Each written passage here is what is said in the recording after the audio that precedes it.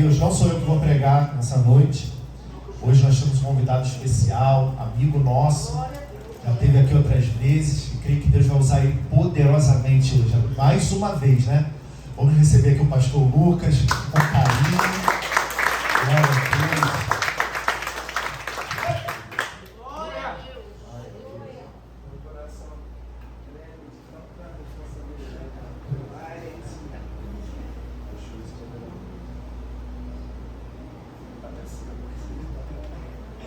Povo de Deus, paz do Senhor Jesus. Quem está feliz de estar na presença de Deus, diga glória a Deus. Eu louvo a Deus quando eu entro por essas portas, eu só vejo gente bonita, entendeu? Igreja pode ter gente bonita, Luiz, essa igreja aqui, meu Deus, não tem gente bonita, assim, a cara da riqueza. Olha o Michel, aquele braço bonito dele, essa barba na régua, barão de guerra. Pastora Denise, sempre elegante, entendeu? Impecável.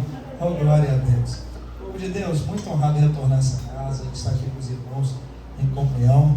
Vim hoje acompanhado do meu amigo, que a gente só chama ele na equipe de Tiquinho, mas o nome dele, eu falei assim: qual o seu nome mesmo? Hoje, depois de muito tempo trabalhando com ele, eu falei: qual o seu nome mesmo? Aí ele: André. Eu falei: André é o conhecido como Tiquinho, é o nosso professor de dança na equipe. Aí, rapaz, mas pense no homem que tem uma energia. Eu fico vendo ele no projeto dele, botando, sabe, as pessoas que têm um percentual maior de peso, vai emagrecer. Pensa num trabalho que ajuda muito as pessoas a sair da depressão, da ansiedade, do complexo de inferioridade. Um trabalho que cuida muito bem da saúde. Quando você seguir no Instagram, tu vai ver 200 pessoas numa aula, chega a ser até mais, né? Às vezes tem aula que dá quantas? Até 500 pessoas num trabalho legal que esse cara faz aí. E ele me dá a oportunidade no trabalho dele para eu poder liberar uma palavra de Deus. Glória a Deus por isso. Você pode aplaudir Jesus por isso? Apertou um trabalho como esse para a gente poder falar de Jesus. Notícia fresca que eu acho que nem todo mundo sabe. Eu estava na expectativa, Michelzão, de ver o novo Neymar. Eu estava pensando que ia ser o camisa 10 da seleção, novo Neymar. Mas o sonho do Hexa foi adiado. Fumaça rosa, vou ser pai de menina. Quando eu descobri que seria pai de menina, eu coloquei a mão na cabeça e falei assim: ai meu Senhor, que vou perecendo. Me ajuda agora, Senhor, me dê um cajado, uma vara, uma espada, para eu poder livrar ela de todos os urubus. Eu inventei um salmo em prol da minha filha, que vai nascer provavelmente em janeiro. Eu falei assim: 1000 cairão ao lado dela, 10.000 à sua direita, porém ela não será chavecada. Eu já vou ter que mudar meu jeito simpático de ser, virar bravo, comprar uma arma, porque, rapaz, se hoje os barões já estão para frente, imagine quando minha filha crescer, pastor. Acho que eu fiquei forte por quê? Povo de Deus, eu queria compartilhar um texto com vocês essa noite. Texto muito interessante, texto conhecido, acho que de toda a igreja. Atos, capítulo 1. Atos dos Apóstolos, capítulo de número 1, a partir do verso 1.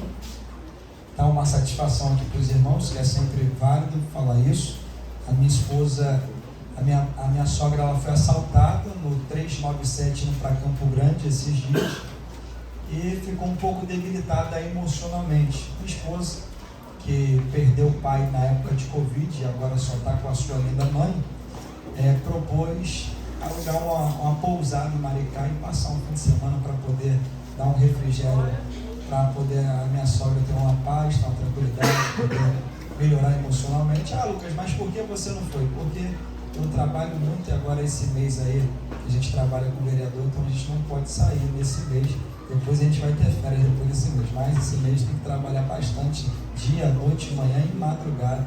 Eu estou orando para esse mês acabar logo, porque eu não aguento mais, pastor, esse negócio de campanha política. Misericórdia. Eu não nasci para isso, não, nasci para pregar o evangelho. Mas estou trabalhando, graças a Deus pelo trabalho. Mas, gente, vamos lá, Atos capítulo 1, quem achou, diga: eu vou para o céu. Eu vou para o céu. Diz assim o texto, colocou aí? Olha, eu vou ler aqui junto com toda a igreja também. Fiz o primeiro tratado, ó Teófilo, acerca de tudo que Jesus começou, não só a fazer, mas a ensinar. Verso 2: até o dia em que foi recebido em cima, depois de ter dado mandamentos pelo Espírito Santo aos apóstolos que escolhera. Verso 3: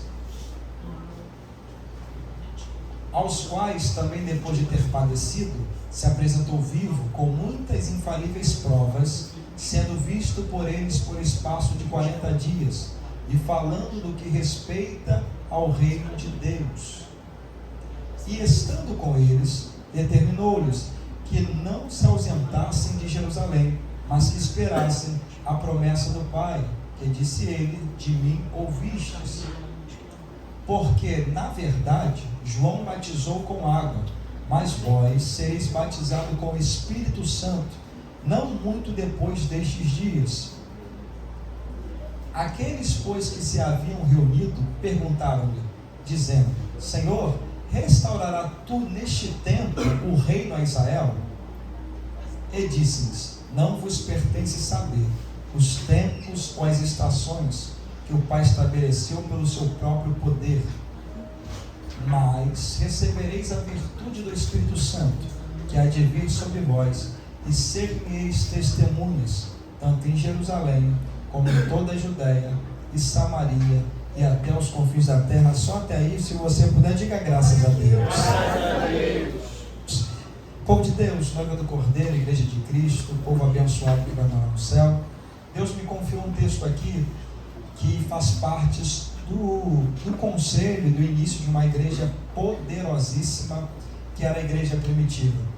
Eu costumo dizer que esse livro tem por título, na epígrafe do livro, Atos dos Apóstolos. Mas, pastor Eric, se eu pudesse falar a respeito desse livro, eu poderia, até mesmo numa concepção, eu brinco com os amigos mais próximos, que eu falo que eu sou um pregador que tem a teologia luquina, porque como tem a teologia paulina, joanina, tudo mais desses homens como eu tenho a teologia luquina. E dentro da teologia luquina, que eu brinco com os amigos mais próximos, eu costumo dizer que esse livro é o Atos do Espírito Santo por intermédio dos apóstolos. Por quê? Porque a igreja está tão cheia do Espírito Santo nesse livro, que a igreja não age por si mesma, não age por conta própria. Ela, de alguma forma, ela é movida pela presença do Espírito Santo. Você vai ver dentro do livro de Atos dos Apóstolos, Paulo até mesmo sendo impedido de pregar em certos locais. Calma assim, Lucas, o Espírito Santo impediu Paulo de pregar? Sim, Paulo é impedido de pregar em certos locais, e o Espírito Santo conduzia ele, e não só ele, mas também os outros apóstolos, a pregar no local onde estava mais propício para a terra fértil e o coração do ser humano receber a palavra. Quando nós vemos o capítulo 1, verso 1, Lucas escrevendo para Teófilo, ele fala assim: escrevi o primeiro tratado, ó Teófilo, de tudo que Jesus começou não somente a fazer, mas também a ensinar. Quando Lucas fala que escreveu o primeiro tratado, ele está dizendo assim: olha só, tudo que Jesus começou, desde o dia do seu nascimento, até o dia da sua crucificação, ressurreição, e até o dia que ele foi levado às alturas, a ascensão aos céus, eu escrevi. Então Lucas está falando que escreveu a respeito do Evangelho segundo Lucas, a respeito da pessoa de Jesus Cristo. E quando ele continua o texto, ele vai falar assim, ele escreveu o primeiro tratado, escreveu a respeito do Evangelho de Jesus Cristo, da vida de Jesus, a biografia de Jesus, eu escrevi. Ele diz assim, até o dia que, depois de haver dado mandamentos por intermédio do Espírito Santo aos apóstolos que escolheram, foi recebido em cima. Eu gosto disso, gente, porque Lucas aqui, meu amigo Tiquinho, ele está dizendo que Jesus ele foi recebido em cima. Se você puder entender isso daqui, Lucas está dizendo que Jesus foi morto, crucificado, ressurreto, passou 40 dias e 40 noites com provas incontestáveis, infalíveis da sua ressurreição, até o dia que ele foi recebido em cima. Mas quando você olha para a biografia de Jesus na terra, você vai ver que Jesus aqui na terra, de alguma forma, ele foi rejeitado. Lucas, me prova a primeira evidência que Jesus foi rejeitado. No dia do nascimento de Jesus, Maria está grávida, 9 meses de gestação. José está com a mulher grávida, prestes a parir. Ele bate na porta das hospedagens, das estalagens e das casas da região. Sabe qual é a resposta? não tem espaço para Jesus ser gerado em nosso meio. As portas estão se fechando, as casas estão batendo a porta na cara de Maria, de José e de Jesus. Falam assim, não tem espaço para Jesus nascer nessa casa, não tem espaço para Jesus nascer nesse hotel, não tem espaço para Jesus ser gerado no nosso meio. Gente, no dia do nascimento de Jesus estão fechando a porta para o Salvador. No dia do nascimento de Jesus estão fechando a porta para que Jesus não venha nascer numa casa. Espero eu que esteja pregando hoje para uma geração madura, que quando Jesus diz, eis que estou à porta e bato, a gente já abre a porta e fala, Senhor, pode entrar porque a casa é sua, a família é sua, os meus filhos são seus, tudo é para a honra e glória do teu nome. Mas no dia do nascimento de Jesus, fecharam as portas para ele, nasce Jesus na manjedoura. Aí vem Jesus, cresce, se desenvolve ministerialmente aos seus 30 anos de idade, começa alguém, sabe, totalmente poderoso, com a virtude do Altíssimo sobre ele, pregando o Evangelho, curando pessoas, libertando pessoas, até que os fariseus, tomados pela inveja, pelo ódio, pela raiva, começam a expulsar Jesus das sinagogas, falam, não tem espaço para o Senhor pregar aqui, não tem espaço para o Senhor adorar o teu Deus aqui, não tem espaço porque o Senhor não cabe entre nós. Até um dia dos fariseus tentar jogar Jesus despenhadeira abaixo, falando explicitamente que Jesus não cabia no meio deles. Então Jesus é rejeitado na sua infância, logo no dia do seu nascimento. Jesus é rejeitado pelo sistema religioso da época, que não quer, sabe, ter contato com Jesus, porque Jesus estava quebrando naquela época com a economia, coisa para a gente poder falar numa escola dominical, porque Jesus, quando chegava no local, ele acabava com a economia. Isso daí é um problema muito grande. Tiquinho, Jesus, quando chega no local, acaba com a economia. E tem gente que fica com raiva de Jesus por causa disso. Lucas, me prova na Bíblia, quando você vai em Atos 16, havia uma mulher que tinha espírito de adivinhação. Quando adivinhava, com dom maligno que ela tinha, rendia lucro para os seus senhores. Paulo vira e fala assim, em nome de Jesus, eu ordeno que saia dela. O espírito maligno sai.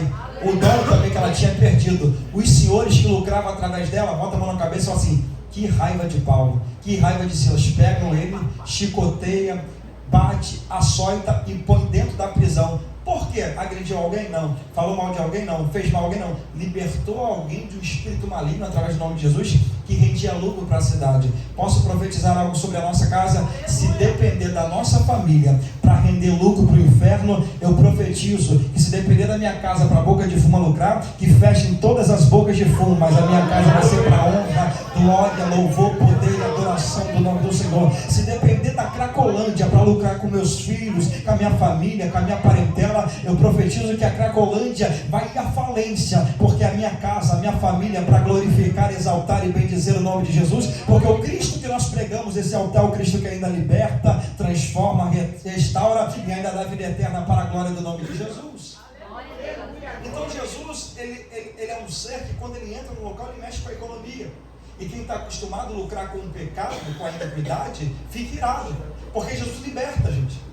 Eu já vejo pelos olhos da fé, aqui coisa de crente pentecostal, pastor Eric, eu já vejo pelos olhos da fé, pessoas que compõem de repente a nossa família, que ainda não foram libertos, pastor Denise, que vão passar no meio de um bar assim, e o dono do bar fala assim, rapaz, antigamente era o meu melhor cliente, comprava aqui 10 caixas de cerveja numa única noite. Aí o outro cliente vai perguntar, e agora? Por que não é mais seu melhor cliente? Porque hoje ele passa domingo à noite com a Bíblia na mão, falando que vai lá para a comunidade evangélica e dizer, só o Senhor é Deus, só Deus é o Senhor. Eu profetizo que essas pessoas da nossa família serão libertas, transformadas, restauradas, e o inferno não lucrará mais com a nossa casa, para a glória de Jesus. Glória a Deus. Então Jesus fecharam as portas no dia do nascimento, fecharam as portas depois do seu ministério, e quando Jesus está na ascensão do seu ministério, está no apogeu, melhor dizendo, do seu ministério, ele vai ser agora julgado e vai ser crucificado. Só que entenda uma coisa, quando estão crucificando Jesus, levam Jesus às portas de Jerusalém, eles estão passando uma mensagem para Jesus, dizendo, Jesus, o Senhor não é bem-vindo em nosso meio. O Senhor não cabe entre nós. Tanto que João capítulo 1 diz assim, veio para o que eram os seus, e os seus não receberam. Então Jesus veio para o povo judeu, para o povo israelita, mas mesmo assim eles não o receberam. Fecharam as portas do coração para Jesus não entrar. Mas eu dou glória a Deus, porque o texto continua dizendo, mas todos quantos o receberam, deu-lhes o poder de serem feitos Filho de Deus. Glória a Deus. Israel rejeitou, mas a gente aceitou ele como único suficiente Salvador. E por isso nós estamos aqui para adorar. Mas Lucas, por que você está dizendo isso? Porque enquanto a gente viver nessa terra e andar nos mesmos passos que Jesus andou, gente, a gente vai ter portas fechadas. Vamos viver tempos de perseguição. Vamos viver tempos, sabe, de constrangimento. Por quê? Porque o padrão ético e moral que Jesus viveu contradiz o padrão que o mundo oferece. Só para você entender, Jesus ele nomeia a geração dele, dizendo assim: essa geração má e adúltera pede um sinal. Paulo fala uma geração má e perversa. A igreja do Senhor, Jesus disse que deveria ser luz do mundo e sal da terra. E olha o que Jesus fala a respeito da luz: aquele que está em trevas não vem para a luz, a fim de que suas obras não sejam reprovadas. Porque tem pessoas que vivem uma vida promíscua e imoral lá fora e tem dificuldade de dialogar e muitas vezes de viver perto de você, porque o seu comportamento, o seu padrão ético e moral, sem você falar nada, só a forma de você se comportar e se conduzir no meio da sociedade já o constrange. A consciência dele, dela, já o acusa, porque, meu Deus, olha que pessoa tranquila, poxa, 10 anos casado, pai de filhos, ama os filhos, cuida da família. Você pode ser simples e humilde, mas o seu padrão ético e moral traz a consciência dessa pessoa que ela precisa de Jesus, que ela precisa ser mudada, e isso constrange. Então essa pessoa não vem para a luz. Por quê? Porque ela sabe que se andar muito contigo, as obras dela vão ser reprovadas pelas suas obras. Então Jesus é alguém que está ensinando para nós que, gente, se vocês andarem nos meus próprios passos, vai ter porta fechada, vai ter rejeição, vai ter constrangimento. A massa muitas vezes vai nos rejeitar. Só que enquanto Jesus teve porta fechada na terra, olha o que o Salmo de número 24 diz: levantai, ó portas, as vossas cabeças, levantai, ó portas eternos, para que entre o Rei da Glória. De repente, pastor Denise, alguém lá de dentro pergunta: quem é o Rei da Glória? Aí a resposta é: o Senhor poderoso, o Deus forte na batalha, este é o Rei da Glória. Pregador, o que é isso? Eu gosto disso, gente, porque enquanto Jesus foi rejeitado na terra, quando Jesus é elevado das alturas e sobe para o céu começa a gritar, dizendo: teve porta fechada na terra, mas aqui no céu é: levantai, ó portas, as vossas cabeças, levantai, ó portas eternos, para que entre o Rei da Glória. Jesus pode ter fechado a porta para o Senhor aí na terra, mas aqui o céu está escancarado para o Senhor entrar, porque aqui o reino dos céus é do Senhor. Só que o texto vai continuar, Michel. O texto fala assim, ó: levantai, ó portas, as vossas cabeças, levantai, ó portas eternos, para que entre o Rei da Glória. Agora não é mais o Senhor poderoso, Deus forte na batalha. Agora é assim, ó. Agora quem é o Rei da Glória? A resposta é, pastor Eric: o Senhor dos exércitos. Esse é o Rei da Glória. Pregador, o que é isso? Vai ter rejeição nessa terra, porta fechada nessa terra, perseguição nessa terra, mas quando a gente subir para o céu, sabe o que vai acontecer? Vai dizer assim: levantai, ó portas, a nossa cabeça, levantai, ó portas eternas, para que entre o Rei da Glória. Vamos perguntar: quem é o Rei da Glória? Na segunda ida dele para o céu, vamos fazer: o Senhor dos exércitos. A igreja militante do Senhor, os guerreiros e as guerreiras de Cristo vão subir para morar eternamente com Ele no reino dos céus. Aqui na terra pode ter porta fechada, mas o céu está com as portas escancaradas para a igreja viver, morar eternamente com Ele no reino dos céus. Os céus estão de portas abertas para que nós venhamos morar eternamente com Ele no reino dos céus. Então, por mais que tenhamos portas fechadas, dificuldade e adversidade nessa terra, saiba que a nossa viva esperança é morar no céu eternamente com Ele. Vale a pena permanecer fiel nos tempos mais difíceis da nossa vida. Olha que coisa interessante, o texto diz: depois de ter padecido, se apresentou com muitas provas incontestáveis e infalíveis da sua ressurreição no espaço de 40 dias. Eu gosto disso, gente, porque o texto é enfático, dizendo assim: depois de ter padecido. Se o texto fala que depois de ter padecido, está trazendo a alusão do quê? Do sofrimento e da agonia da cruz. Você permita-me interagir com a igreja. Eu sei que vocês estão aqui comigo com um pouco de sono, que o pregador é meio devagar, mas brincadeira. O povo está balançando a cabeça. Não, o pregador está gritando no meu ouvido mesmo, não estou dormindo não. Mas eu queria que vocês interagissem comigo, só para nós entendermos uma coisa. Todas as vezes que eu virar o microfone para a igreja, nós vamos falar naquele coral em alto bom som a palavra propósito, tá bom? Propósito.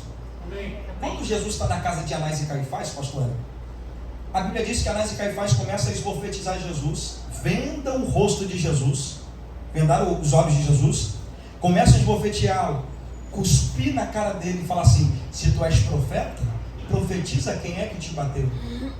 Jesus está sendo motivo de ironia, deboche, escárnio, mas tudo isso fazia parte do propósito. Quando Jesus sai da casa de Anás e Caifás, ele vai para o palácio de Pilatos, e agora Pilatos ordena os soldados que venham chicoteá-lo. O corpo de Jesus está completamente ensanguentado, Tiquinho. Agora não medindo a circunferência da cabeça de Jesus, pega uma coroa de espinho, coloca sobre o crânio de Jesus, e colocando sobre o crânio de Jesus, vendo que a coroa não está entrando na cabeça dele, pega a cana que estava na mão de Jesus e começa a bater com a cana na cabeça de Jesus, para que os cravos da coroa venham perfurar o seu crânio. As costas estão ensanguentadas, agora o crânio começa a ficar totalmente ensanguentado e o sangue começa a escorrer pelo rosto de Jesus. Mas todo esse sofrimento fazia parte do propósito. Quando Jesus sai depois de ter tomado muitos açoites, com o corpo ensanguentado, com a cabeça ensanguentada, e pega a sua cruz em direção ao Gólgota, no meio da via dolorosa, apesar de estar tão debilitado, a Bíblia diz que ele cai e deixa a cruz cair de tanta pancada que ele tomou. E agora tudo isso está fazendo parte do propósito. Quando Jesus está diante do Gólgota, e agora ele é pendurado no madeiro, os pregos perfuram suas mãos e os seus pés, tudo isso fazia parte do propósito. Quando Jesus agora está no madeiro, ele diz assim: Tetelestai, está consumado. E ele cumpre o propósito que foi designado para ele. Só que deixa eu te dizer uma coisa: Jesus morreu, foi crucificado, açoitado, perseguido, caluniado, difamado, mas tudo isso fazia parte do propósito. Só que agora olha para cá, o propósito de Jesus foi sanguinário, sim ou não? Sim. O propósito de Jesus foi doloroso, sim ou não? Sim. Mas olha o que Filipenses capítulo 2, verso 5 diz: que haja em vós o mesmo sentimento que também houve em Cristo Jesus, que sendo Deus, não teve por usurpação ser igual a Deus, antes a si mesmo se esvaziou, sendo reconhecido figura humana, a si mesmo se humilhou, sendo obediente até a morte, e morte de cruz. O que é isso, pregador? Cumpriu o propósito. Só que a vida de Jesus parou no meio do propósito? Não, senhor e não, senhora. Olha o que o texto fala: pelo que também Deus o exaltou sobremaneira, e lhe deu nome que está acima de todos os nomes, a qual todo joelho se dobrará, me chama, e toda língua confessará que Ele é o Senhor, para a glória, para a glória, para a glória, para a glória, para a glória de Deus o Pai. Pregador, não entendi onde que você quer chegar. O propósito de Jesus foi sanguinário, o propósito de Jesus foi doloroso, o propósito de Jesus foi de luta, de batalha, mas depois de um propósito sanguinário e doloroso, Deus tinha um destino glorioso para ele. Pregador, não entendi. Vou te explicar uma coisa: o propósito da sua vida às vezes vai ser sanguinário, o propósito vai ser de luta, de provação, de perseguição, de porta fechada. O propósito muitas vezes da nossa vida vai ser doloroso, mas depois desse propósito, fica tranquilo, Deus tem um destino de glória, Deus tem algo poderoso para manifestar sobre a sua vida, sobre a sua casa, sobre a sua... Vale a pena permanecer fiel à presença de Jesus. É por isso, gente, que o maior objetivo do inimigo é fazer a gente retroceder. Porque se a gente retrocede, a gente volta para o final da fila. Só que Paulo, ele fala assim: ó, esquecendo-me das coisas que para trás ficaram. Tem vento contrário na frente, tem tempestade, tem luta, tem provação, mas ele fala: avançando para as coisas que estão diante de mim, eu prossigo em direção ao alvo, pelo prêmio da soberana vocação de Deus que é em Cristo Jesus. Hoje a gente não tem mais tempo para retroceder, gente. Hoje a gente não olha mais para trás. Ah, Lucas, mas no passado? Não, no passado não. Hoje eu profetizo que está uma plaquinha no nosso passado dizendo: é proibido pescar, porque a gente só avança, só rompe, só progride em direção ao alvo, pelo prêmio da soberana vocação de Deus que é em Cristo Jesus. Então que nós vamos continuar avançando, rompendo, progredindo, porque muitas vezes o propósito vai ser doloroso, mas o destino é glorioso para a presença de Jesus, para a glória de Jesus, para que o nome do Senhor venha a ser glorificado e exaltado na nossa vida. Gente, olha que coisa interessante, muito interessante isso daqui. E comendo com eles, determinou-lhes que não se ausentasse de Jerusalém. Por favor, gente, com todo o respeito do mundo, porque eu preciso aplicar isso de uma forma, sabe, muito veemente, impetuosa, para você sair daqui convicto disso. A ordem de Jesus é que eles permanecessem em qual lugar?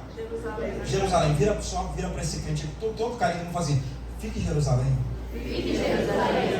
Agora, só para poder consolar ele e você saber que ele saber que Deus está olhando para ele assim: está difícil, mas permaneça em Jerusalém.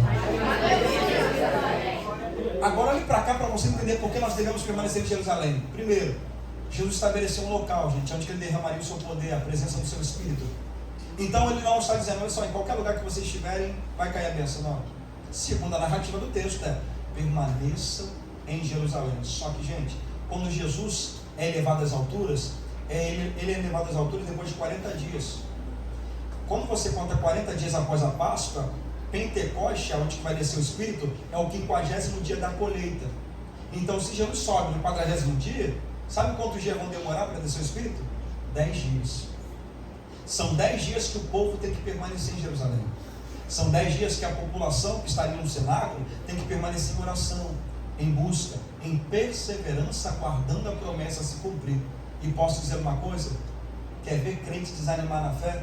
Se botar churrasco, vem. Mas se botar 10 dias intensos de oração, clamando para o Espírito descer, rapaz, aí pega muito crente, pastor. Por quê? Porque nós temos muitas vezes dificuldade de perseverar em oração, de continuar batalhando e clamando ao Senhor, dizendo: Deus, eu não vi a resposta hoje, mas eu continuo orando. Imagine se Daniel parasse de orar no primeiro ou no segundo dia. O anjo aparece Daniel no 21º dia e fala assim: desde o primeiro dia a tua oração foi ouvida, mas quando eu desci para trazer a notícia, o príncipe da Pérsia lá se opôs a mim, tive que esperar lá a batalha ser travada, só consegui chegar no 21º dia. Uma batalha de 21 dias nas regiões celestiais para trazer a resposta para Daniel. E você está parando de orar por quê? Eu estou parando de orar por quê? Nós estamos parando de buscar Deus por quê? A nossa oração é ouvida no primeiro dia, mas existe uma batalha travada nas regiões celestiais que o inimigo está tentando impedir, a nossa bênção, a nossa vitória, a nossa resposta chegar. Mas eu profetizo que a gente vai continuar orando, clamando a Deus, e essa resposta chegará, essa bênção chegará, e essa vitória descerá para que o nome do Senhor vai ser glorificado na minha e na sua vida. Só que a ordem é permanecer em Jerusalém. Jerusalém é o lugar onde que Deus vai revestir o povo de poder. Jerusalém é o lugar onde que Deus vai rasgar o céu para abençoar o povo. Só que qual é o problema de tudo isso? Quando você lê a Bíblia assim num todo, você vê lugares onde o povo de Israel passou e viveu, que não tem nada a ver com Jerusalém. A ordem de Jesus é: Jerusalém permaneça. Por quê? Porque tem revestimento de poder, tem céus abertos, tem algo do céu que vai descer sobre vocês. Só que o inimigo muitas vezes, pastora, bate na nossa porta ou sopra no nosso ouvido, dizendo assim: olha só, o lugar de vocês é no Egito, volta para o Egito, sai de Jerusalém. Está demorando muito o céu se abrir, está demorando muito a resposta chegar. Mas só que quem vive no Egito ficou 430 anos aprisionados a uma escravidão dos egípcios. Então quem vive no Egito vive debaixo do jugo da escravidão. Mas quando você olha para a Bíblia, você vê que também teve um tempo onde que o povo de Israel viveu na Babilônia. E muitas vezes o inimigo fala assim: saia de Jerusalém, saia do local da bênção, saia da comunhão dos irmãos, volte para a Babilônia. Mas só que quem vive na Babilônia até acha que é liberto, até acha que é livre, mas está vivendo 70 anos no cativeiro. E tem gente que ainda é uma situação mais delicada, porque o inimigo está batendo na porta e assim: volte para Sodoma e Gomorra. E o que traz a nossa memória Sodoma e Gomorra? Libertinagem, imoralidade, pecado ao extremo, iniquidade excessiva. Mas mesmo assim, a gente sabe que o nosso lugar não é no Egito. Por quê? Porque quem vive no Egito, por mais que acha que é liberto, vive escravo. Nosso lugar não é na Babilônia. Por quê? Porque quem vive na Babilônia, por mais que acha que está arrasando, está bombando, vive uma vida de cativeiro babilônico.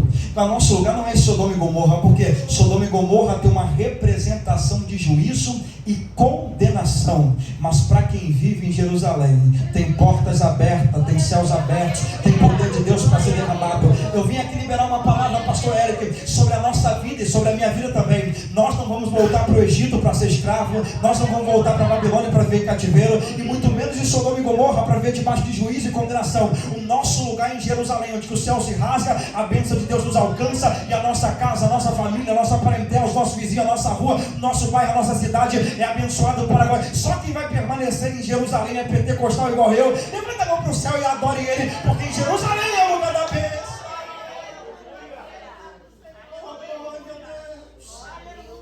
Vale a pena permanecer onde que o Senhor quer, gente. E eu gosto de uma coisa muito interessante, que quando a gente permanece onde que Deus quer, o lugar pode ser impróprio aos olhos humanos, mas Deus faz frutificar. Sabe qual foi a palavra de Deus para Abraão? Ele falou assim: Abraão, sê tu uma bênção. Não é o local, pastora, é Ele.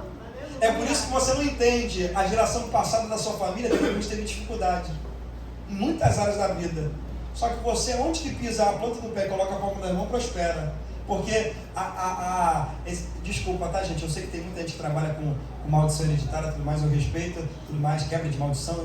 Mas uma vez que você se posiciona e fala assim, não, Senhor, eu estou disposto a ser uma benção. Esquece, gente. Esquece o que aconteceu nas gerações passadas. Esquece as frustrações dos antepassados. Uma vez que você escolhe ser uma benção na mão de Deus, irmão, aonde que você pisa a planta do pé e coloca a palma da mão, Deus prospera porque você se posicionou para viver uma vida santa com Ele. Eu costumo dizer lá em casa que, assim, tá bom, não seja fofoqueiro não fala isso na rua não, que eu não posso explanar isso não. Eu tenho um tio meu que ele ficava assim para mim, pastor Denise, rapaz, esse menino aí, ó, não vai ser nada na vida, e ficava me menosprezando, poxa, não sei o que, você vai lá. Aí eu falava, Jesus, deixa ele falar, o que é papagaio de pirata fala. Aí o que acontece? Aí eu cresci e tudo mais. Hoje eu sou o único homem casado da minha família. Vou repetir, eu sou o único homem casado da minha família. Todos os homens da minha família, assim, por parte de vó ali, ninguém é casado. Aí esse tio meu, ele tem uma piniminha assim, não fala, mas demonstra. Aí ele fica assim, no pensamento dele, como é que esse menino, que não anda de Lamborghini, não tem Porsche, não tem carro conversível, anda de Mercedes-Benz 905, 940, como é que esse jovem, entendeu, que tem um salário mediano como qualquer trabalhador, tem uma mulher do lado dele que o ama, que atura esse menino aí há 10 anos já me aturando. Sabe por quê? Porque uma vez que eu escolhi ser uma bênção, toda a maldição hereditária que ficou no passado ficou lá atrás, e a bênção de Deus está acompanhando até a minha descendência. Quero profetizar que toda maldição hereditária cai por terra em nome de Jesus, porque você é uma bênção na mão de Deus. Você é uma bênção para a sua casa, para a sua família e para o seu lar. Povo de Deus, olha que coisa interessante que o texto vai nos informar. O texto diz que depois que Jesus falou assim, ó, vocês receberão poder se permanecerem em Jerusalém. Aí eles falam assim, será neste tempo, Senhor, que tu restaurarás o reino a Israel? Quando eles falam, será nesse tempo que o Senhor restaurará o reino a Israel, sabe o que eles estão dizendo? É nesse tempo que o Senhor vai trazer a coroa de novo, o trono de novo, o palácio de novo, as riquezas de novo, o ouro de novo. Aí Jesus fala assim, gente, olha, Jesus está fora, tá? Jesus é bonzinho, mas às vezes ele dá uns fora, e Jesus dá um fora mesmo neles assim agora. Jesus exorta eles assim de uma forma nada delicada. Jesus fala assim, não vos, em outras palavras, vou melhorar o texto, não vos interessa saber o tempo que o Pai reservou para a sua exclusiva autoridade e poder. Jesus está dizendo para ele, não interessa a vocês. Por quê? Porque qual é a indignação de Jesus? Eu estou falando que vai vir poder do céu. E você está preocupado com o reino da terra. Eu estou dizendo a vocês que o céu vai se rasgar sobre vocês. E a preocupação de vocês é ouro da terra, coroa da terra, trono da terra, status da terra. Gente, é por isso que muitas vezes Jesus nos exorta. Ele quer cumprir aquilo que está escrito em 1 Carta de Paulo aos Coríntios, capítulo 2, verso 9, e a gente está preocupado com a terra. Salomão fala que não há nada novo debaixo do céu. Tudo que é debaixo do céu é corriqueiro, rotineiro e passageiro. Aí vem Paulo escrever a carta de Coríntios, capítulo 2, verso 9, e fala assim, as coisas que o olho não viu, ouvido ainda não ouviu, e jamais penetrou no coração do homem, são as coisas que Deus preparou para nós que o amamos. Só que a gente fica preocupado em buscar as coisas da terra. Gente, eu sou meio curioso, gente. Eu falo, Jesus, o que eu não vi ainda que o Senhor tem para me mostrar? O que eu não ouvi ainda que o Senhor tem para revelar para a gente? O que ainda não chegou no meu coração que o Senhor tem para nós? Eu acho que essa deve ser a fome da igreja nesses últimos dias. A sede. Poxa, Senhor, a gente não quer plagiar lá fora, nem copiar lá fora. O Senhor tem coisas que o olho nunca viu, o ouvido nunca ouviu, jamais penetrou no coração do homem. Revela esses segredos do teu reino para nós. Rasga o céu sobre a minha vida, sobre a nossa casa, sobre a nossa família, para que meus filhos venham ver, para que minha família venha ver, para que minha parentela venha ver e contemplar as maravilhas do Senhor, para que eu possa pregoar essas coisas para quem está em volta de mim. Que nós venhamos ter fome e sede de Deus a um ponto de querer, sabe, não se conformar com a nossa rotina, com o nosso cotidiano. E eu falo isso, gente, primeiramente para mim. Que às vezes a gente trabalha muito, a gente está na correria, preocupação de conta para pagar, e a gente não ora como deveríamos orar. A gente não jejua como deveria jejuar para poder contemplar as maravilhas do Senhor. Só que Jesus exorta eles e fala assim: olha só, não vos compete saber o tempo que o Pai reservou pela sua exclusiva autoridade e pelo seu exclusivo poder. Só que ele fala assim: mas recebereis poder, e vocês serão minhas testemunhas, tanto em Jerusalém, Samaria e até os confins da terra. Para eu poder aplicar isso daqui, a gente falar algo muito interessante. Primeira coisa, quando o poder de Deus descer segundo Jesus, o primeiro lugar que eles vão pregar, segundo a cronologia do texto, Jerusalém. Eu acabei de falar que Jesus, tudo que Jesus viveu fazia parte do propósito. Sabe onde que Anás e Caifás esbofetearam Jesus? Na cidade de Jerusalém. Sabe onde que Jesus foi açoitado? Levou uma coroa sobre a sua cabeça, ficou com o corpo ensanguentado? Jerusalém. Sabe aonde que Jesus deixou a cruz cair, de estar tão debilitado depois de tomar muitos açoites? Nas ruas de Jerusalém. Sabe onde que Jesus foi crucificado? Nas portas de Jerusalém. Mas quando o poder de Deus desce, ele fala assim: olha só, não mude de interesse, não mude de família, não mude de casa.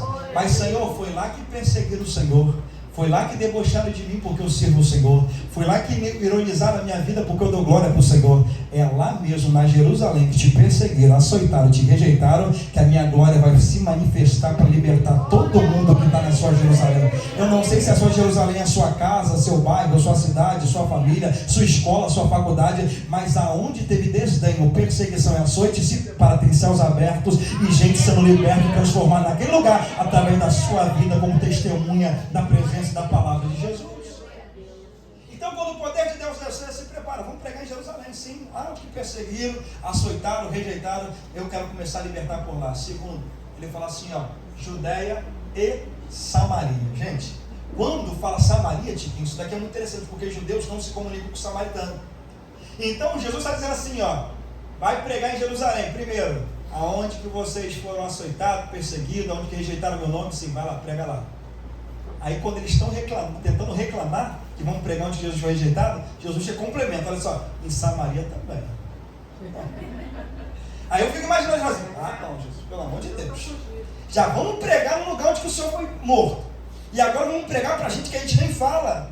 Aí Jesus deve ter falado, mas quando a presença do meu Espírito desce, quem não se falava há muito tempo, glória a Deus, glória. Já entendeu isso? Quando a presença de Deus desce no ambiente, toda rixa, toda contenda, toda briga, toda facção, toda divisão no meio do corpo de Cristo não tem mais, porque o Espírito Santo novamente faz gerar a unidade no meio da igreja. Eu quero profetizar que você começa pregando na sua Jerusalém, mas depois Deus vai mover a sua Samaria, dizer assim, toda contenda nessa família, toda briga, toda rixa, toda facção, toda confusão cai por terra, porque hoje eu restauro a unidade novamente nesse lugar, para a glória do nome de Jesus. Quando o poder de Deus desce, ele restaura a gente, a unidade, ele restaura a comunhão, ele restaura, sabe, aquele ambiente de rixa, de confusão, de facção, volta novamente a comungar uns com os outros, por causa da glória e da presença de Jesus. Agora deixa eu dizer uma coisa, quem é o responsável de gerar a unidade da igreja, gente, é o Espírito Santo. Mas quem preserva a unidade do Espírito sou eu. Tá? Então, o Espírito Santo gerou a unidade do meu casamento. Mas quem é o responsável de preservar a unidade que o Espírito Santo gerou? Eu. Você. Então, a gente tem a nossa parcela muito grande, né, de responsabilidade e participação para continuar preservando a unidade que foi gerada pelo Espírito. Então, calma aí. Primeiro, a gente prega na Jerusalém.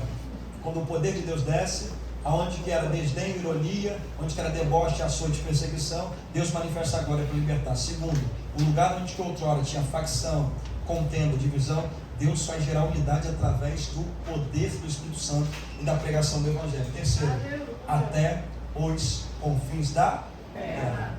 Eu queria profetizar algo da parte de Deus, biblicamente falando, sobre uma coisa muito interessante na Bíblia. Primeiro livro do profeta Samuel, a Bíblia relata a história de uma mulher que Deus havia cerrado a madre dela. Uma mulher chamada Ana. O pastor Eric já deve ter pregado várias vezes sobre essa mensagem, pastor Denise, principalmente por pregação de conferência de mulheres, deve ter pregado isso aí com certeza. Só que tem uma coisa que me intriga muito nesse texto, porque Ana ela vai para o templo para pedir um filho a Deus. E a conversa de Ana com Deus é: Senhor, se o Senhor me der um filho varão, eu consagro ele para o Senhor, ou eu devolvo ele para o Senhor. Então ela está estabelecendo um propósito. Só que na concepção de Ana, dentro de uma concepção de mãe, o meu filho vai residir na minha casa, o meu filho vai residir na minha residência, dentro da geografia familiar, ali até o templo, a casa do Senhor. Só que na concepção de Deus, olha o que Deus vai fazer. Ana quer um filho, mas a nação de Israel vai receber um profeta. Então calma aí. Ana, na concepção humana, terrena e limitada, meu filho vai residir na minha casa, vai para a igreja, vai para casa, vai trabalhar, vai para casa. Só que Deus está dizendo assim, se preparando, está vindo um profeta para a nação inteira. Está vindo um profeta para a nação inteira. Lucas, aonde que você quer chegar com isso? Tem gente aqui que vai pregar em Jerusalém.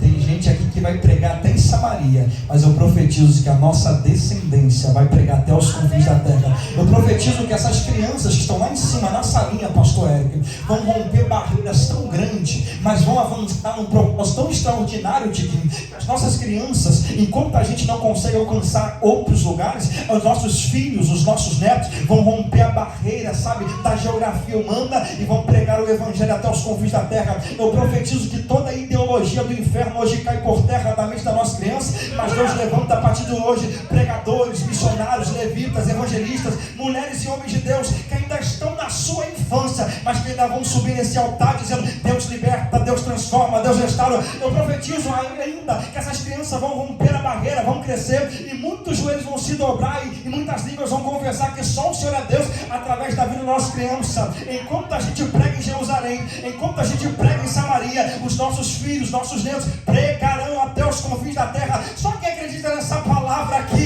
e pode adorar Jesus por causa Deus ainda usa as nossas crianças. Oh, glória a Jesus. Irmãos, nós precisamos entender que as nossas crianças estão sendo bombardeadas todos os dias, até mesmo na escola, nas ruas, na internet, com brinquedos que às vezes chegam para nós, a gente não tem nem conhecimento, mas tem uma mensagem subliminar dentro de um brinquedo, numa voz de uma boneca. E a Bíblia diz: ensina o menino no caminho que se deve andar, e quando ele for velho, não se desviará. Que nós vamos entender que Deus vai nos proporcionar pregar de repente em Jerusalém, Samaria, até mesmo nos confins da terra. Mas eu quero crer que se nós não chegarmos até os confins da terra, eu profetizo que os nossos filhos, os nossos netos, essas crianças que estão vindo aí, sabe, com muita influência de internet, de Instagram, de TikTok, das demais coisas que podem influenciar para o mal, até mesmo para o bem. Mas eu quero dizer que não vão fazer lavagem cerebral às nossas crianças, mas que as nossas crianças vão ser um instrumento, uma ferramenta na mão de Deus para dar glória para Jesus. Só para você entender uma coisa, eu poder finalizar, gente. Eu vi uma situação, foi numa igreja, eu filmei uma criança tendo uma oportunidade, e o pastor Eric, rapaz, eu filmei e postei no meu story do Instagram, e de repente teve duas pessoas diferentes comentaram: para que isso? Para que essa alienação? Para que colocar criança desse tamanho para poder pregar, para poder falar de Jesus? Estão tentando alienar essas crianças. Criança tem que brincar, criança tem que se divertir. Eu falei: gente, as crianças brincam, as crianças se divertem, elas vão para a escola para estudar, vão para a praça para brincar, vão para o shopping para se divertir, vão no Playtoy para poder ter o seu momento de entretenimento. Mas qual é o problema? Se Deus chamou ela já desde essa idade, deixa ela adorar a Deus, deixa glorificar o nome de Jesus. E só para você entender, Joel, a Bíblia diz no livro de Joel: e acontecerá que nos últimos dias, o que vai acontecer nos últimos dias? Vossos velhos terão. Pastor, me ajuda. Não, Joel capítulo 2. Coloca aí Joel capítulo 2 aí. Tenta achar o texto, pastor Eric. E acontecerá que nos últimos dias derramarei o meu espírito sobre toda. E que sabe o que vai acontecer? Vossos velhos terão visões, e vossos filhos terão sonhos. Sabe o que é isso? É Deus dizendo: quando eu derramar o Espírito sobre toda a terra, os mais anciãos vão ter visões, mas as crianças também vão estar dentro do meu projeto, incluídas, para poder glorificar e exaltar o meu nome. Então, gente, não tem essa de alienação. Criança também é vaso, instrumento na mão de Deus, para dar honra, para dar glória, para dar louvor e para dar adoração ao nome de Jesus, que vive e reina para todo sempre. Quase me fugiu da memória esse texto. Gente, estou ficando velho, hein? Estou ficando velho, pastor. Agora escute isso, fechei a Bíblia e concluo com uma coisa. Sabe o que o texto diz na continuação? Olha que coisa interessante que Jesus termina de dar instruções, fala para permanecer em Jerusalém, e Jesus agora começa a ser levado às alturas. Quando Jesus é elevado às alturas, o texto fala que os discípulos estão com o olhar fixo para o céu, olhando Jesus assim subir, rapaz, até voar o homem voa. Aí de repente, quando Jesus está sendo elevado, uma nuvem vai encobrir Jesus dos olhos dos discípulos. Enquanto eles estão olhando para cima, já desceu 2 varões de branco que eles nem perceberam. Os 2 varões de branco, quando descem, falam assim: rapaz, está olhando para o céu por causa de quê? Está parando aí olhando para o céu por causa de quê? Esse mesmo Jesus, que hoje foi levado diante de vocês às alturas, em breve ele voltará da mesma forma que vocês estão vendo isso. Gente, eu gosto disso, por quê? Porque dentro do que eles estão vendo um Jesus que viveu 3 anos com ele intensamente, ensinando tudo, subir agora. Eles estão se achando que, gente, aonde está a nossa esperança agora? E agora, como é que vai ser sem Jesus? E agora, como é que vai ser sem a presença física ali dele? Aí os vários falam assim: fica tranquilo, continue fazendo a obra de Deus, continue servindo a Deus, porque esse mesmo Jesus que foi levado às alturas, ele em breve voltará da mesma forma que vocês estão vendo ele subir.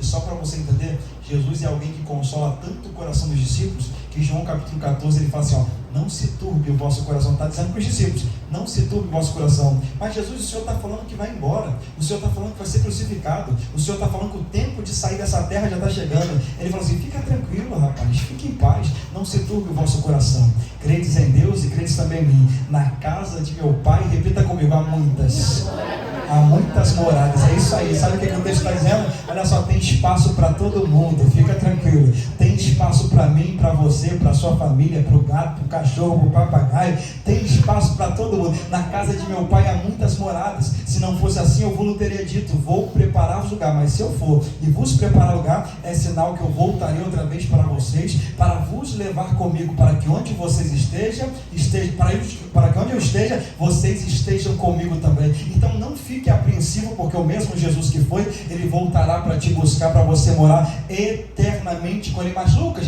quando isso acontecerá? Aí Paulo vem pegando a carta de Tessalônica, ele fala assim: ao ressoar da última trombeta, ele virá com voz de arcanjo e com o alarido de Deus, e nós, que os primeiros que estiverem mortos em Cristo, ressuscitarão primeiro, e depois nós, que estamos aguardando a volta dele, seremos arrebatados para encontrar com ele nos ares, para morar eternamente com ele no céu. Eu quero liberar uma palavra de esperança para a igreja do Senhor, que ainda continua perseverando e aguardando a volta de Jesus. Vale a pena perseverar, porque o mesmo Jesus que foi, ele voltará para nos buscar. O mesmo Jesus que teve porta fechada aqui na terra, onde a gente tem sofrimento, luta, derrama lágrima, é o mesmo Jesus que foi aceito no céu com portas abertas, e é o Deus que voltará para o céu com uma igreja militante do Senhor para morar eternamente com ele no céu. Só quem está aguardando a volta de Jesus, só quem vai morar no céu eternamente com o Senhor, exalte ele, glorifique ele em nome de Jesus, nessa noite, para a glória do nome de Jesus.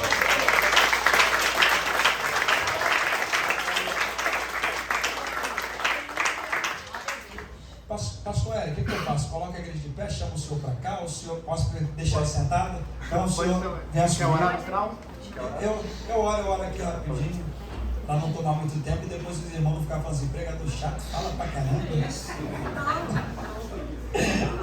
Irmão, depois acha um texto aí que fala assim: e todos foram para a sua casa.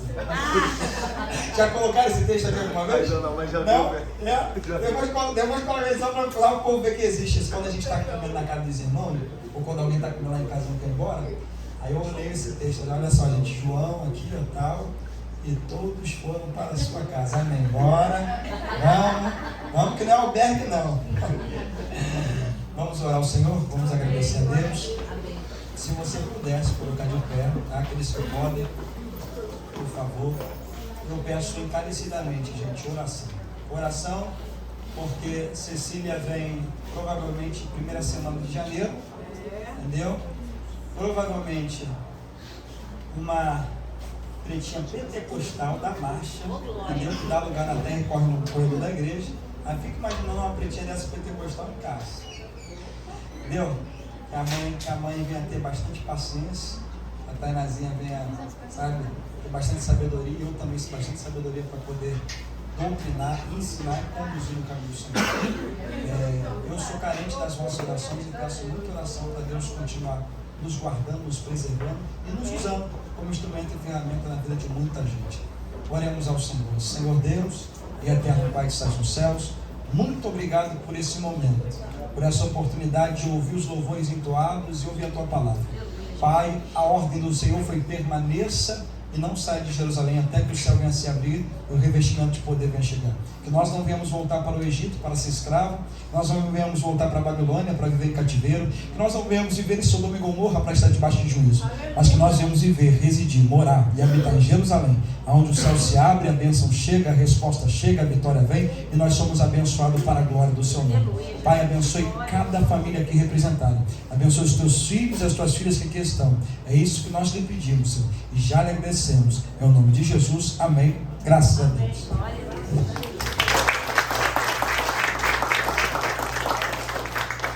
Glória a Deus. Deus abençoe a sua vida, meu irmão. Deus continue te usando, te capacitando cada dia mais e mais. Vamos orar pela vida dele? Estenda suas mãos para cá, seus olhos, com essa cabeça. Pai querido, louvado seja o teu nome, Deus. Muito obrigado, Pai, pela vida do pastor Lucas. Obrigado, Pai, por tudo que o Senhor tem feito na vida dele, através da vida dele, porque cada vez que ele vem aqui, o Senhor o usa poderosamente para abençoar as nossas vidas. Que o Senhor continue conservando ele, Pai, o coração dele, Pai. Que cada dia mais ele possa crescer na Tua presença, sendo usado ainda mais por Ti, Pai, como um instrumento em Tuas mãos, um canal das Tuas bênçãos para todos aqueles que o rodeiam, Pai. Abençoa a vida dele, da esposa dele, da filhinha dele, Pai, que está sendo gerada, Pai. Que ela, Pai, desde o ventre, Pai, já venha ser abençoada por Ti, Pai. Que possa ser mais uma profeta em Tuas mãos, Pai, para abençoar vidas, Pai, para transformar gerações, Deus. Nós cremos, Pai, que o Senhor tem conservado os seus, Pai. Cremos que o Senhor vai continuar guardando a vida dele, da casa dele, mais, Senhor. Continua abençoando, sustentando ele, Pai. É o que te pedimos e já te agradecemos em nome de Jesus. Amém. Glória a Deus.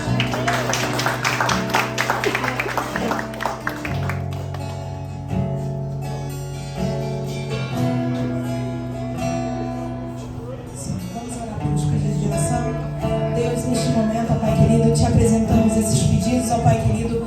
Cremos que o Senhor conhece a cada um deles, que o Senhor vai de encontro, Senhor, a cada um que escreveu, Senhor, esses pedidos, ó Pai querido. Abençoa, Senhor, abre portas. Eu creio, Senhor, que aqui há pedido, Senhor, de cura, de libertação, de salvação. Ó Pai querido, há pedido de casa, há pedido de portas abertas. E o Senhor conhece a cada filho seu, Senhor, e a cada pedido aqui.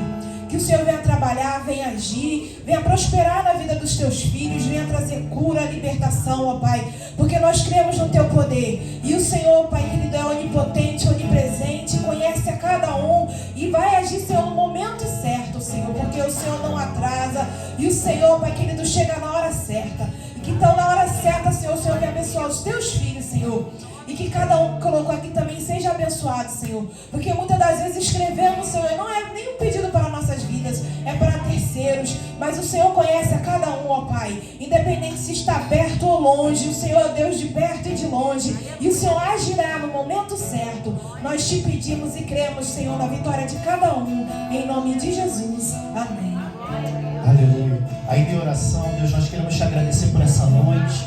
Obrigado, Pai, pela manifestação do Teu poder, da Tua presença aqui no meio de nós. Obrigado, Pai, pelo Teu cuidado. Obrigado, Pai, pela palavra, pelos louvores. Pai, continua, Senhor, falando nos nossos corações no decorrer dessa semana. Que venhamos ter uma semana abençoada, Pai, guardada por Ti, Jesus. Guarda a nossa volta para casa, que nenhum mal venha nos acontecer, Pai. Livra-nos, Senhor, de todo o mal, Jesus. É o que te pedimos e já te agradecemos em nome de Jesus. Amém. Deus abençoe a sua vida. Boa noite. Glória a Deus. Adorado entre nós, tão desejado aqui,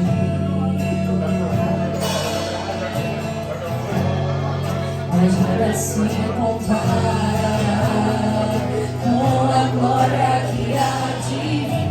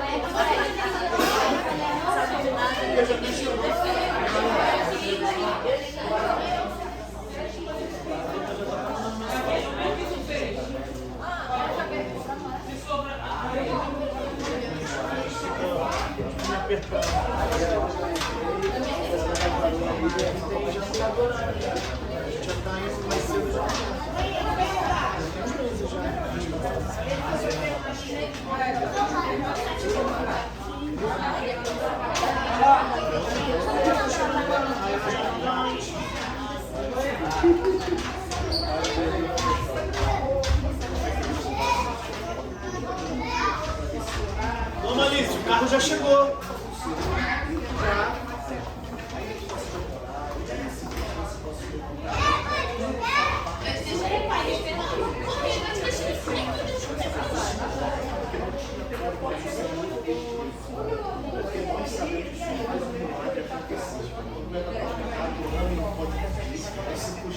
Vai levar pra onde?